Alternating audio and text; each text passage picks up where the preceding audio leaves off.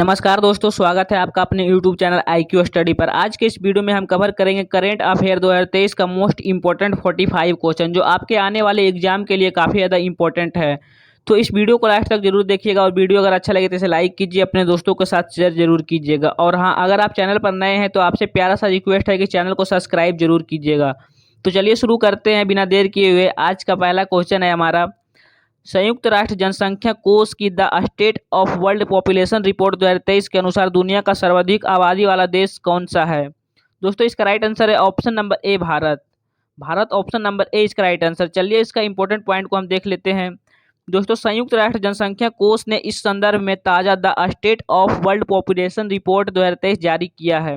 इसके मुताबिक भारत की जनसंख्या 1428.6 मिलियन है, जबकि चीन की जनसंख्या 1425.7 मिलियन है। दोस्तों भारत और चीन की आबादी में 2.9 मिलियन का अंतर है। अब चीन नहीं, भारत दुनिया का सर्वाधिक आबादी वाला देश बन गया है, तो आप लोग इसे ध्यान में रखिएगा। अगला प्रश्न है, वीडियो स्ट्रीमिंग प्लेटफॉर्म यूट्यूब के नए सीईओ कौन बने हैं। दोस्तों इसका राइट आंसर है ऑप्शन नंबर सी, नील मोहन। चलिए इंपॉर्टेंट पॉइंट को हम देख लेते हैं। दोस्तों यूट्यूब, इसकी स्थापना 14 फरवरी 2005 को हुआ था। इसके संस्थापक चार्ड हार्ले, स्वीट चैन और जावेद करीम थे। दोस्तों यूट्यूब का मुख्यालय कैलिफोर्निया यूएसए में है और इसका जो सीईओ है नील मोहन है। अगला प्रश्न है, भारतीय भूवैज्ञानिक सर्वेक्षण ने भारत में पहली बार लिथियम का भंडार की खोज कहाँ की है। दोस्तों इसका राइट आंसर हो जाएगा option number D, Reasi Jammu Kashmir. Reasi Jammu Kashmir इसका राइट आंसर है। चलिए इंपॉर्टेंट पॉइंट को हम देख लेते हैं। दोस्तों जम्मू कश्मीर में मिला यह लिथियम का भंडार अनुमानित रूप से 5.9 मिलियन टन है। लिथियम एक ऐसा नॉन फेरिक मेटल है जिसका उपयोग मोबाइल, लैपटॉप, इलेक्ट्रिक व्हीकल समेत अनचार्जेबल बैटरी बनाने में किया जाता है, तो आप लोग इसे ध्यान में रखिएगा। अगला प्रश्न है, लगातार तीसरी बार आईसीसी T20 क्रिकेट विश्व कप 2023 का खिताब किस टीम ने जीता है। दोस्तों इसका राइट आंसर है option number A, Australia. Australia option number A इसका राइट आंसर। चलिए इसका इंपॉर्टेंट पॉइंट को हम देख लेते हैं। दोस्तों आईसीसी महिला T20 क्रिकेट विश्व कप 2023 के फाइनल मैच में ऑस्ट्रेलिया ने दक्षिण अफ्रीका को हराकर छठी बार यह खिताब जीता है। दोस्तों ऑस्ट्रेलिया की महिला क्रिकेट टीम 2018, 20 और 2023 में लगातार तीसरी बार चैंपियन बनी है। दोस्तों इसका आयोजन जो हुआ था दक्षिण अफ्रीका में हुआ था और इसका संस्करण 8वां था, तो आप लोग इसे ध्यान में रखिएगा। अगला प्रश्न है, नाटो का 31वां सदस्य देश कौन सा बना है। दोस्तों इसका राइट आंसर है ऑप्शन नंबर बी, फिनलैंड। चलिए इंपॉर्टेंट पॉइंट को हम देख लेते हैं। दोस्तों नाटो, इसके जिसका फुल फॉर्म होता है नॉर्थ अटलांटिक ट्रेटरी। दोस्तों ऑर्गेनाइजेशन इसका है उत्तरी अटलांटिक संधि संगठन। दोस्तों इसकी स्थापना 4 अप्रैल 1949 को हुआ था और इसका मुख्यालय ब्रुसेल्स में है। और दोस्तों नाटो का महासचिव जेंस स्टोल्टेनबर्ग है, तो आप लोग इसे ध्यान में रखिएगा। अगला प्रश्न है, वर्ष 2023 में जारी बाघों की नई जनगणना रिपोर्ट के अनुसार भारत में कितने बाघों की संख्या है। दोस्तों इसका राइट आंसर है option number C, 3167। 3167 option number C इसका राइट आंसर है। चलिए इंपॉर्टेंट पॉइंट को देख लेते हैं। दोस्तों यह रिपोर्ट प्रोजेक्ट टाइगर के 50 साल पूरे होने पर प्रधानमंत्री नरेंद्र मोदी द्वारा प्रकाशित की गई है। अगला प्रश्न है, विश्व बैंक के नए अध्यक्ष कौन बने हैं। दोस्तों इसका राइट आंसर है option number B, Ajay Banga. Ajay Banga world bank के नए अध्यक्ष बने हैं। चलिए इंपॉर्टेंट पॉइंट को हम देख लेते हैं। दोस्तों विश्व बैंक संयुक्त राष्ट्र से जुड़ी एक अहम संस्था है और यह एक कई संस्थाओं का समूह है। दोस्तों इसका मुख्यालय वाशिंगटन डीसी यूएसए में है। दोस्तों इसकी स्थापना जुलाई 1944 ईस्वी में हुआ था और इसको वर्तमान में इसके एमडी और सीईओ अंशुला कांत है, तो आप लोग इसे ध्यान में रखिएगा। अगला प्रश्न है, दुनिया का सबसे बड़े रॉकेट स्टारशिप को किस स्पेस एजेंसी ने लॉन्च किया है। दोस्तों इसका राइट आंसर है option number D, space x America. दोस्तों जास्का जापान की स्पेस एजेंसी है, इसरो भारत की स्पेस एजेंसी है और नासा अमेरिका की स्पेस एजेंसी है, तो आप लोग इसे ध्यान में रखिएगा। चलिए इंपॉर्टेंट पॉइंट को हम देख लेते हैं। दोस्तों नासा ने स्टारशिप को वर्ष 2025 में चांद पर इंसान को ले जाने के लिए चुना है। स्टारशिप रॉकेट 164 फुट ऊंचा है जो चालक दल और कार्गो को ले जाने के लिए बनाया गया है। चलिए अगला प्रश्न है, फेमिना मिस इंडिया का खिताब किसने जीता है। दोस्तों इसका राइट आंसर है option number C, Nandini Gupta. Nandini Gupta option number C इसका राइट आंसर। चलिए इंपॉर्टेंट पॉइंट को हम देख लेते हैं। दोस्तों नंदिनी गुप्ता भारत की 59वीं मिस इंडिया बनी है। नंदिनी गुप्ता राजस्थान कोटा शहर के रहने वाली है और अगर आपसे पूछा जाए 2022 में मिस इंडिया का खिताब किसने जीता था, तो दोस्तों इसका राइट आंसर है सीनी सेठी। अगला प्रश्न है, महिला प्रीमियम लीग 2023 का खिताब किस टीम ने जीता है? दोस्तों इसका राइट आंसर है option number B, Mumbai Indians. चलिए इंपॉर्टेंट पॉइंट को हम देख लेते हैं। दोस्तों इसकी उप विजेता टीम थी दिल्ली कैपिटल। इसका आयोजन मुंबई भारत में हुआ था और यह इसका पहला संस्करण था। और दोस्तों पहला वोमेन्स प्रीमियम लीग का शुभांकर शक्ति था, तो आप लोग इसे ध्यान में रखिएगा। अगला प्रश्न है, भारतीय नौसेना के नए उप प्रमुख कौन बने हैं? दोस्तों इसका राइट आंसर है option number A, Sanjay Jasjit Singh. Sanjay Jasjit Singh option number A इसका राइट आंसर है। चलिए इंपॉर्टेंट पॉइंट को हम देख लेते हैं। भारतीय नौसेना इंडियन नेवी, दोस्तों इसका मुख्यालय नई दिल्ली में है और नौसेना दिवस 4 दिसंबर को मनाया जाता है। और दोस्तों नौसेना के प्रमुख वर्तमान में आर हरि कुमार हैं। अगला प्रश्न है, ऑस्कर पुरस्कार 2023 में सर्वश्रेष्ठ अभिनेता का पुरस्कार किसने जीता है? दोस्तों इसका राइट आंसर है option number B, Brendan Fraser. Brendan Fraser option number B इसका राइट आंसर है। चलिए इंपॉर्टेंट पॉइंट को हम देख लेते हैं। दोस्तों अगर आपसे पूछा जाए किस फिल्म के लिए मिला है, तो इसका राइट आंसर है द व्हेल के लिए। और सर्वश्रेष्ठ अभिनेत्री का अवार्ड जो मिला है मिशेल योह को मिला है, जो कि हांगकांग की अभिनेत्री है। अगला प्रश्न है, चीन के नए प्रधानमंत्री कौन बने हैं? दोस्तों इसका राइट आंसर है ऑप्शन नंबर बी, ली कियांग। चलिए इंपॉर्टेंट पॉइंट को हम देख लेते हैं। दोस्तों चीन एशिया महाद्वीप में स्थित है। चीन की राजधानी बीजिंग है और चीन की करेंसी रेमन बी युआन है। दोस्तों चीन के राष्ट्रपति शी जिनपिंग है, तो आप लोग इसे ध्यान में रखिएगा। अगला प्रश्न है, जम्मू कश्मीर में मेगा मॉल परियोजना को शुरू करने वाली पहली विदेशी कंपनी कौन बनी है? दोस्तों इसका राइट आंसर है ऑप्शन नंबर बी, एम्बार यूएई की कंपनी है। चलिए इसका इंपॉर्टेंट पॉइंट हम देख लेते हैं। दोस्तों एम्बार समूह कुल 500 करोड़ का निवेश करेगा, जिसमें मेगा मॉल के लिए 250 करोड़ और जम्मू कश्मीर और श्रीनगर में आईटी टावर स्थापित करेगा। दोस्तों यह मेगा मॉल जम्मू कश्मीर में पहला महत्वपूर्ण प्रत्यक्ष विदेशी निवेश है, तो आप लोग इसे ध्यान में रखिएगा। अगला प्रश्न है, नीति आयोग के नए सीईओ कौन बने हैं? दोस्तों इसका राइट आंसर है BVR Subramanyam. Option number A इसका राइट आंसर है। चलिए इंपॉर्टेंट पॉइंट को हम देख लेते हैं। दोस्तों नीति आयोग का फुल फॉर्म होता है national institute for transforming India. दोस्तों इसकी स्थापना 1 जनवरी 2015 को हुआ था। इसकी मुख्यालय नई दिल्ली में है और वर्तमान में इसके अध्यक्ष नरेंद्र मोदी हैं और उपाध्यक्ष सुमन के बेरी हैं। तो आप लोगों इन सभी पॉइंटों को ध्यान में रखिएगा। अगला प्रश्न है, भारत के नए औषधि महानियंत्रक कौन बने हैं? दोस्तों इसका राइट आंसर है ऑप्शन नंबर बी, राजीव सी रघुवंशी। चलिए इंपॉर्टेंट पॉइंट को हम देख लेते हैं। दोस्तों DCGI इसका फुल फॉर्म होता है drugs controller general of India. इसकी स्थापना 14 अगस्त 2019 को हुआ था और दोस्तों इसका मुख्यालय नई दिल्ली में है। चलिए अगला प्रश्न को हम देख लेते हैं। दोस्तों प्रधानमंत्री नरेंद्र मोदी ने एशिया की सबसे बड़ी हेलीकॉप्टर फैक्ट्री का उद्घाटन कहाँ किया है? दोस्तों इसका राइट आंसर है option number C, Tumakuru Karnataka. Tumakuru Karnataka option number C इसका राइट आंसर है। चलिए इंपॉर्टेंट पॉइंट को हम देख लेते हैं। दोस्तों यह हेलीकॉप्टर फैक्ट्री एशिया की सबसे बड़ी हेलीकॉप्टर निर्माण सुविधा है। यह शुरुआत में लाइट यूटिलिटी हेलीकॉप्टर का उत्पादन करेगी। अगला प्रश्न है, भारतीय software company Tata consultancy services के नए MD और CEO कौन बने हैं? दोस्तों इसका राइट आंसर है ऑप्शन नंबर सी, के कृतिवासन। चलिए इंपॉर्टेंट पॉइंट को हम देख लेते हैं। दोस्तों इसका फुल फॉर्म होता है टाटा कंसल्टेंसी सर्विसेज। दोस्तों इसकी स्थापना 1 अप्रैल 1968 को हुआ था और इसका मुख्यालय जो है मुंबई में है।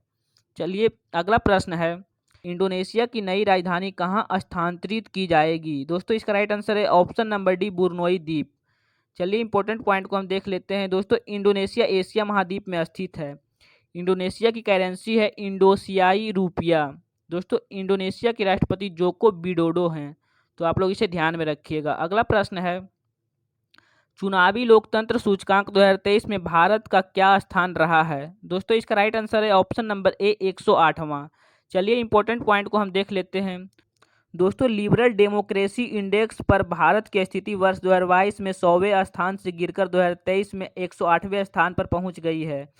सूचकांक में पहला स्थान पर डेनमार्क देश है और दोस्तों इसे जारी करता है वी डेम इंस्टीट्यूट। अगला प्रश्न है, सशस्त्र सीमा बल SSB के दूसरी महिला महानिदेशक कौन बनी है? दोस्तों इसका राइट आंसर है ऑप्शन नंबर बी, रश्मि शुक्ला। चलिए इंपॉर्टेंट पॉइंट को हम देख लेते हैं। दोस्तों SSB सशस्त्र सीमा बल इसका फुल फॉर्म होता है। दोस्तों इसकी स्थापना 20 दिसंबर 1963 को हुआ था और इसका मुख्यालय नई दिल्ली में है। अगला प्रश्न है, डॉक्टर बाबा साहेब अम्बेडकर की 70 फीट ऊंची प्रतिमा स्टैचू ऑफ नॉलेज का अनावरण कहाँ किया जाएगा? दोस्तों इसका राइट आंसर है ऑप्शन नंबर ए लातूर महाराष्ट्र। चलिए इंपॉर्टेंट पॉइंट को हम देख लेते हैं। दोस्तों महाराष्ट्र के लातूर में स्थापित बी आर अम्बेडकर की प्रतिमा स्टैचू ऑफ नॉलेज की ऊंचाई 70 फुट है। दोस्तों बी आर अम्बेडकर को भारतीय संविधान का निर्माता कहा जाता है। अगला प्रश्न है, वर्ल्ड हैप्पीनेस रिपोर्ट 2023 के अनुसार दुनिया का सबसे खुशहाल 250 देशों की सूची में कौन सा देश लगातार छठे वर्ष शीर्ष स्थान पर रहा है। दोस्तों इसका राइट आंसर है ऑप्शन नंबर बी फिनलैंड। चलिए इंपॉर्टेंट पॉइंट को हम देख लेते हैं। दोस्तों फिनलैंड का औसत जीवन मूल्यांकन स्कोर 7.804 है। दोस्तों वर्ल्ड हैप्पीनेस रैंकिंग में भारत 126वें स्थान पर है। इसमें भारत का औसत जीवन मूल्यांकन स्कोर 4.036 है और इसमें सबसे निचले स्थान पर अफगानिस्तान देश है। दोस्तों इसे जारी करता है सस्टेनेबल डेवलपमेंट सॉल्यूशन नेटवर्क, तो आप लोग इसे ध्यान में रखिएगा। अगला प्रश्न है, द्विपक्षीय समुद्री अभ्यास सीनलेक्स 2023 भारत और किस देश के नौसेना के बीच आयोजित हुआ है। दोस्तों इसका राइट आंसर है ऑप्शन नंबर सी श्रीलंका। चलिए इंपॉर्टेंट पॉइंट को हम देख लेते हैं। दोस्तों सीनलेक्स श्रीलंकन इंडियन नेवल एक्सरसाइज, इसका आयोजन स्थल कोलंबो श्रीलंका है। दोस्तों यह इसका 10वां संस्करण था और भारतीय नौसेना का प्रतिनिधित्व INS किल्टन और INS सावित्री की थी। तो आप लोग इसे ध्यान में रखिएगा। अगला प्रश्न है, वर्ष 2023 में कुल कितने लोगों को पद्म पुरस्कार से सम्मानित किया गया है। दोस्तों इसका राइट आंसर है ऑप्शन नंबर सी 106। चलिए इसका इंपॉर्टेंट पॉइंट को हम देख लेते हैं। दोस्तों भारत के राष्ट्रपति द्रौपदी मुर्मू ने वर्ष 2023 के लिए 106 पद्म पुरस्कारों के लिए मंजूरी दी है। इन पुरस्कारों की सूची में 6 पद्म विभूषण, 9 पद्म भूषण और 91 पद्मश्री पुरस्कार शामिल है। अगला प्रश्न है, अपने फैसलों को क्षेत्रीय भाषा मलयालम में प्रकाशित करने वाला भारत का पहला हाई कोर्ट कौन बना है। दोस्तों इसका राइट आंसर है option number B Kerala high court. चलिए इंपॉर्टेंट पॉइंट को हम देख लेते हैं। दोस्तों केरल उच्च न्यायालय, इसकी स्थापना 1956 में हुआ था। इसका मुख्य पीठ कोची है और दोस्तों राज्य क्षेत्रीय अधिकारिता इसका केरल और लक्षद्वीप है। अगला प्रश्न है, 100% रेल विद्युतीकरण पूरा करने वाला भारत का पहला राज्य कौन बन गया है। दोस्तों इसका राइट आंसर है ऑप्शन नंबर डी हरियाणा। चलिए इसका इंपॉर्टेंट पॉइंट को हम देख लेते हैं। दोस्तों हरियाणा का मौजूदा broad gauge network 1701 route kilometre है, जो अब 100% विद्युतीकृत हो गया है। दोस्तों जिसके परिणाम स्वरूप आयातित कच्चे तेल का निर्भरता कम होगी और विदेशी मुद्रा का बचत होगा। तो आप लोग इसे ध्यान में रखिएगा। अगला प्रश्न है, भारत की पहली सौर ऊर्जा संचालित पर्यटक नाव सौर्या मासु किस राज्य में लॉन्च हुई है। दोस्तों इसका राइट आंसर है ऑप्शन नंबर बी केरल। चलिए इसका इंपॉर्टेंट पॉइंट को हम देख लेते हैं। दोस्तों यह पर्यटक नाव Kerala state inland navigation corporation launch की है, तो इसे ध्यान में रखिएगा। अगला प्रश्न है, अंतरिक्ष से वायु प्रदूषण की स्थिति पर नजर रखने के लिए टेम्पो नामक उपकरण को किस स्पेस एजेंसी ने लॉन्च किया है। दोस्तों इसका राइट आंसर है ऑप्शन नंबर डी नासा, जो कि अमेरिका की स्पेस एजेंसी है। चलिए इंपॉर्टेंट पॉइंट को हम देख लेते हैं। दोस्तों यह उपकरण अमेरिका के फ्लोरिडा में केप कैनवरेल स्पेस फोर्स स्टेशन से स्पेस एक्स फाल्कन 9 रॉकेट से लॉन्च किया गया है। तो आप लोग इसे ध्यान में रखिएगा। अगला प्रश्न है, पर्यावरण को बचाने के लिए प्लास्टिक दो सोना लो योजना कहाँ शुरू हुई है। दोस्तों इसका राइट आंसर है option number A Sadiwara Kashmir. Sadiwara Kashmir option number A इसका राइट आंसर है। चलिए इंपॉर्टेंट पॉइंट को हम देख लेते हैं। दोस्तों इस योजना के तहत यदि कोई 20 क्विंटल प्लास्टिक कचरा देता है तो जम्मू कश्मीर की सदीवीरा पंचायत उसे एक सोने का सिक्का देगी। तो आप लोग इसे ध्यान में रखिएगा। अगला प्रश्न है, फीफा रैंकिंग 2023 में दुनिया का नंबर 1 फुटबॉल टीम कौन बनी है। दोस्तों इसका राइट आंसर है ऑप्शन नंबर सी अर्जेंटीना। चलिए इसका इंपॉर्टेंट पॉइंट को हम देख लेते हैं। फीफा दोस्तों इसका फुल फॉर्म होता है federation international D football association. दोस्तों इसकी स्थापना 21 मई 1904 को हुआ था। इसका मुख्यालय ज्यूरिख स्विट्जरलैंड में है और इसका जो अध्यक्ष है जियानी इन्फेंटिनो है। तो आप लोग इसे ध्यान में रखिएगा। अगला प्रश्न है, दुनिया का पहला ड्रोन कैरियर युद्धपोत TCG अनादोलु किस देश ने लॉन्च किया है। दोस्तों इसका राइट आंसर है ऑप्शन नंबर बी तुर्की। चलिए इंपॉर्टेंट पॉइंट को हम देख लेते हैं। दोस्तों यह तुर्की नौसेना का एक उभयचर आक्रमण पोत है जिसे लैंडिंग हेलीकॉप्टर डॉक और ड्रोन वाहक के रूप में कॉलफॉर्मिंग किया जा सकता है। तो इसे ध्यान में रखिएगा। अगला प्रश्न है, किस राज्य के कम्बम अंगूर को भौगोलिक संकेतक GI टैग प्रदान किया गया है। दोस्तों इसका राइट आंसर है ऑप्शन नंबर डी तमिलनाडु। अगला प्रश्न है, भारत की पहली अंडर वाटर मेट्रो ट्रेन का सफल ट्रायल किस शहर में किया गया है? दोस्तों इसका राइट आंसर है ऑप्शन नंबर डी, कोलकाता। चलिए इंपॉर्टेंट पॉइंट को हम देख लेते हैं। दोस्तों इस ट्रायल के दौरान मेट्रो रेल को हुगली नदी के नीचे 520 मीटर के टनल में संचालित किया गया है। दोस्तों इस ट्रेन को शुरू होने के साथ ही हावड़ा मेट्रो स्टेशन भारत का सबसे गहरा मेट्रो स्टेशन बन जाएगा। तो आप लोग इसे ध्यान में रखिएगा। अगला प्रश्न है, भारत का पहला 3D मुद्रित डाकघर कहाँ खुलेगा? इसका राइट आंसर है ऑप्शन नंबर ए, बेंगलुरु। चलिए इंपॉर्टेंट पॉइंट को हम देख लेते हैं। दोस्तों इसका निर्माण लार्सन एंड टूब्रो द्वारा किया जा रहा है, जो कि वर्तमान में भारत में निर्माण के लिए 3D प्रिंटिंग तकनीकी का उपयोग करने वाली एकमात्र कंपनी है। अगला प्रश्न है, सार्वजनिक परिवहन वाले दुनिया का सबसे अच्छे शहरों की सूची में कौन सा शहर शीर्ष स्थान पर रहा है? दोस्तों इसका राइट आंसर है option number D, Berlin, Germany. चलिए इंपॉर्टेंट पॉइंट को हम देख लेते हैं। दोस्तों मुंबई इस सूची में शामिल होने वाला भारत का एकमात्र शहर है जो कि 19वें स्थान पर रहा है। दोस्तों इस सूची में चेक गणराज्य की राजधानी प्राग दूसरे स्थान पर, जबकि तीसरे स्थान पर जापान की राजधानी टोक्यो है। तो आप लोग इसे ध्यान में रखिएगा। और इसे जारी किया है टाइम आउट, जो कि लंदन ब्रिटेन की कंपनी है। अगला प्रश्न है, फ्रीडम इन वर्ल्ड इंडेक्स 2023 के अनुसार दुनिया का सबसे कम आज़ाद देश का दर्जा किसे मिला है? दोस्तों इसका राइट आंसर है ऑप्शन नंबर ए, तिब्बत। चलिए इंपॉर्टेंट पॉइंट को हम देख लेते हैं। दोस्तों तिब्बत इस सूची में लगातार तीसरी वर्ष दक्षिण सूडान और सीरिया के साथ सबसे निचले पायदान पर रही है। दोस्तों इस रिपोर्ट के अनुसार चीन तिब्बती खानाबदोशों की पारंपरिक जीवन शैली को समाप्त कर रहा है, जो कि नियमित रूप से अपने याक के साथ प्रवास करते हैं। और दोस्तों इस सूची में भारत का स्थान 66वां है। तो आप लोग इसे ध्यान में रखिएगा। अगला प्रश्न है, विश्व का पहला एशियाई किंग गिद्ध संरक्षण केंद्र JCBC कहाँ स्थापित किया गया है? दोस्तों इसका राइट आंसर है option number A, Maharajganj, Uttar Pradesh. Maharajganj, Uttar Pradesh, option number A इसका राइट आंसर है। अगला प्रश्न है, हाइड्रोजन से चलने वाली ट्रेन शुरू करने वाला एशिया का पहला देश कौन बन गया है? दोस्तों इसका राइट आंसर है ऑप्शन नंबर बी, चीन। चीन, ऑप्शन नंबर बी इसका राइट आंसर है। चलिए इंपॉर्टेंट पॉइंट को हम देख लेते हैं। दोस्तों इस ट्रेन को सिंगल ट्रैक पर 600 किलोमीटर की रेंज मिलती है, जिसकी टॉप स्पीड 160 किलोमीटर प्रति घंटा है। दोस्तों हाइड्रोजन से चलने वाली ट्रेन शुरू करने वाला विश्व का पहला देश जर्मनी है। तो आप लोग इसे ध्यान में रखिएगा। अगला प्रश्न है, भारत की पहली सेमी हाई स्पीड क्षेत्रीय रेल सेवा रैपिडेक्स किन दो स्थानों के बीच शुरू की गई है? दोस्तों इसका राइट आंसर है ऑप्शन नंबर बी, दिल्ली और मेरठ। अगला प्रश्न है, भारत के विदेश मंत्री एस जयशंकर ने किस देश में अपनी यात्रा के दौरान वाराणसी की तुलसी घाट बहाली परियोजना का शुभारंभ किया है? दोस्तों इसका राइट आंसर है option number A, Uganda. Uganda, option number A इसका राइट आंसर है। चलिए इसका इंपॉर्टेंट पॉइंट को हम देख लेते हैं। दोस्तों युगांडा पूर्वी अफ्रीका में स्थित एक स्थल रोड यानी लैंडलॉक कंट्री है। दोस्तों युगांडा की राजधानी कंपाला है और इसकी मुद्रा युगांडाई शिलिंग है। दोस्तों यहाँ के प्रधानमंत्री अपोलो सिम्बाबी है। तो आप लोग इसे ध्यान में रखिएगा। अगला प्रश्न है, राष्ट्रपति द्रौपदी मुर्मू ने किस राज्य के राजभवन में संविधान पार्क का उद्घाटन किया है? तो इसका राइट आंसर है option number B, Jaipur, Rajasthan. Jaipur, Rajasthan, option number B इसका राइट आंसर है। अगला प्रश्न है, ग्लोबल फायर पावर इंडेक्स 2023 में भारत किस स्थान पर रहा है? दोस्तों इसका राइट आंसर है ऑप्शन नंबर सी, चौथे स्थान पर। चलिए इंपॉर्टेंट पॉइंट को हम देख लेते हैं। दोस्तों ग्लोबल फायर पावर सेना की संख्या राष्ट्रीय संसाधन, वित्तीय स्थिति, लॉजिस्टिक और भौगोलिक पैमाने के आधार पर देशों को रैंक करता है। दोस्तों दुनिया का सबसे शक्तिशाली देश अमेरिका, इसके बाद रूस, चीन और भारत का स्थान आता है। इस इंडेक्स में अंतिम स्थान 145वें स्थान पर भूटान की सेना है। दोस्तों इसे जारी करता है defence statics website global fire power. तो आप लोग इसे ध्यान में रखिएगा। अगला प्रश्न है,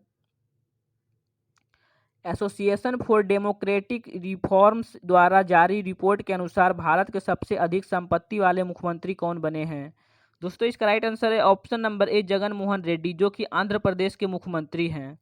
चलिए इंपॉर्टेंट पॉइंट को हम देख लेते हैं। दोस्तों इस रिपोर्ट के अनुसार भारत के 28 राज्यों और 2 केंद्र शासित प्रदेशों के कुल 30 मुख्यमंत्रियों में से 29 मुख्यमंत्री करोड़पति हैं। दोस्तों आंध्र प्रदेश के मुख्यमंत्री जगन मोहन रेड्डी 510 करोड़ के साथ इस लिस्ट में सबसे ऊपर हैं। अगला प्रश्न है, दोस्तों भारत के चुनाव आयोग ने अप्रैल 2023 में किस पॉलिटिकल पार्टी को राष्ट्रीय पार्टी का दर्जा प्रदान किया है? काफ़ी ज़्यादा इंपॉर्टेंट क्वेश्चन है, आप लोग इसे वीवीआई मान कर चले। दोस्तों इसका राइट आंसर है ऑप्शन नंबर सी, आम आदमी पार्टी। आम आदमी पार्टी, ऑप्शन नंबर सी इसका राइट आंसर है। चलिए इसका इंपॉर्टेंट पॉइंट को हम देख लेते हैं। दोस्तों भारत के चुनाव आयोग ने तृणमूल कांग्रेस, भारत कम्युनिस्ट पार्टी और राष्ट्रवादी कांग्रेस पार्टी को राष्ट्रीय पार्टी का दर्जा भी वापस ले लिया है, तो आप लोग इसे ध्यान में रखिएगा। दोस्तों ये थे कुछ महत्वपूर्ण प्रश्न जो हमने आपके सामने डिस्कस किया है। वीडियो की क्वालिटी, कंटेंट और अगर हमारी मेहनत आपको पसंद आई हो तो वीडियो को लाइक कीजिए, अपने दोस्तों के साथ शेयर जरूर कीजिए। और हाँ, अगर आप चैनल पर नए हैं तो आपसे प्यारा सा रिक्वेस्ट है कि चैनल को सब्सक्राइब करके बेल आइकन को ऑन कर ले, जिससे आगे आने वाला वीडियो का नोटिफिकेशन आपको मिलता रहे। और अगर आप इन सभी प्रश्नों का पीडीएफ चाहते हैं तो नीचे डिस्क्रिप्शन बॉक्स में हमारा टेलीग्राम चैनल का लिंक है, वहाँ सभी क्लास का पीडीएफ प्रोवाइड कर दिया जाता है। तो चलिए मिलते हैं नेक्स्ट वीडियो में, तब तक के लिए जय हिंद।